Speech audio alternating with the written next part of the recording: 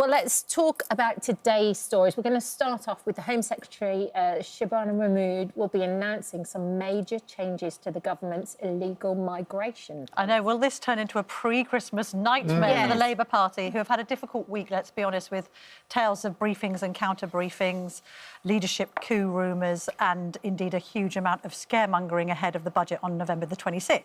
This is our new Home Secretary saying that we must crack down on asylum seekers. The number of claims from asylum seekers has gone up and up and up exponentially in the last 5 years, post-COVID. She's suggesting a number of measures which she will introduce to the House of Commons later today. Some of it's been pitch-rolled, as they say in the trade. So we do know, for instance, that one of the ideas is that refugees will face a 20-year wait before they can apply for permanent citizenship. At the moment, it's 5 years. But there's already rumblings of discontent on the Labour backbenches, lots of left-leaning MPs saying this goes too far, that it's too much like Nigel Farage's policies. And, of course, the Labour Party is leaning into being tougher on immigration because they are hemorrhaging votes to reform.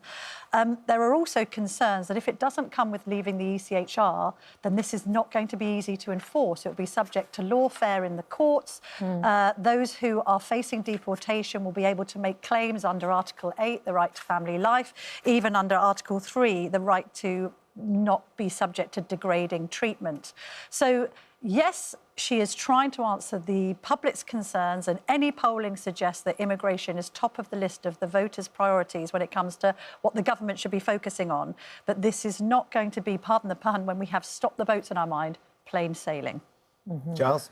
It isn't going to be plain sailing because a lot of people disagree with this. The Refugee Council, for example, is saying making refugee status temporary is both highly impracticable as well as inhumane. So there are two sides to the story. I mean, we want, I would have thought, to be decent, civilised and humane. But at the same time, the illegal migrants coming on the boats, because people see it all the time, they think something must be done. The government has recognised that. And Shabana Mahmood, who's coming over very effectively, I think, all the interviews she gave yesterday, I thought she's clear, she's strong.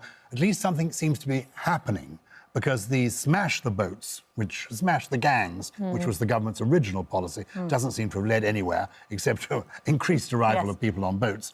This, at least, this is borrowed also from Denmark. The ideas here, I think I'm right in saying, have been trialled in Denmark quite effectively, and they have a left-of-centre government there. Yes, and the argument being that a left-of-centre government can get away with it more easily than a right-of-centre one. Having said that, it is Danish light. I mean, it has been described over the weekend as a bit of a half-baked Danish pastry here. And I think the other problem really is, from the public's point of view, they can see very clearly why Britain is a soft touch. It's a soft touch because the French police that we've been paying millions to do not seem willing to stop the migrants coming across the channel. And let's not forget, they're not only just coming by boat, they're also coming in the back of lorries and things.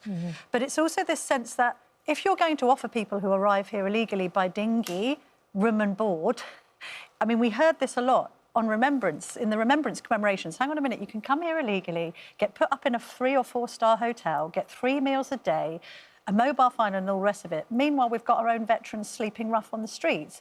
Of course it's a draw. So these policies so far do nothing to dissuade from that. And it also brings back into the conversation Rwanda.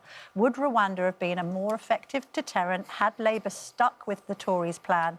Because if people coming here or facing the prospect of paying a people smuggler thousands of pounds to come here, only to then be transferred to overseas for processing, why would you bother? You'd go somewhere else. In fairness to the government, they say this has worked in Denmark, let's try it here. They believe the Rwanda scheme wouldn't have worked. The Conservatives are now saying their new policy is we will leave this European Human Rights Court and therefore lawyers cannot get involved and we will therefore be able to send people back after a week. That's their policy. Nigel Farage, Kemi Badenoch, they doubt these plans will even get through the House of Commons. Well, Kemi Badenoch has offered to support Labour in this. She's trying to kind of be magnanimous and say, if you get a rebellion from your backbenchers, which they probably will, because they've already rebelled over the welfare cuts, they weren't happy with the winter fuel cut, and therefore there was a U-turn on that. We've seen lots of flip-flopping from Keir Starmer because Labour backbenchers aren't happy. We've already got rumours of one minister being on resignation watch, a number of, OK, some of the usual suspects, the usual critics of the government coming out, but some usual suspects saying, we're not happy with this. If he can't get it through the Commons on his own votes, he will have to rely on the Tories. But one has to question the wisdom of the Tory leaders' approach there, because if they do not think the plan is good enough, they shouldn't really be supporting it. They're doing it in the interest, you know, in the national interest. Sure. Nigel Farage isn't going to adopt the plan or support the plan, but he's only got 4 MPs in the House.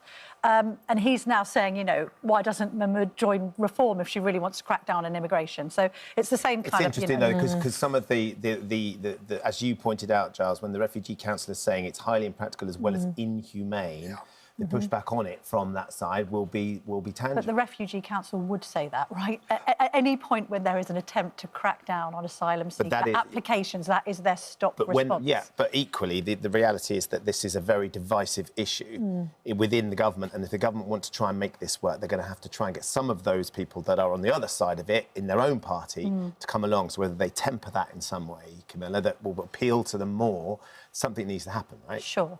Everybody agrees there's a problem. Everybody agrees there's a problem. And it's the illegal migration that is the problem, not the legal migration. Yes. And something must be done. Well, hang on, legal migration is also a problem because that too has risen to sky-high levels, hit 900,000 in 2024. But the illegal, everyone is agreed on because it is illegal. The solutions to the legal is a different issue. Yeah. Everyone has agreed that it's dangerous, it's illegal, it's expensive, something must be done. No one has yet come up with a solution that is necessarily credible. The Conservatives will say, we didn't give Rwanda a chance, and they believe that by coming out of the ECHR, that might make it work. But who knows? This one, I'm afraid, will go on running and running. Do get in touch with us and let us know what you think about this. It's a really divisive issue, but get in touch via the app because we'd love to know your thoughts and we'll try and share some of those a little bit later. Yeah, absolutely. Thank you very much, guys. Thank you for visiting our This Morning YouTube channel. We upload tons of new content every single day. So hit the subscribe button, like all the videos and don't miss out. We'll see you in the morning.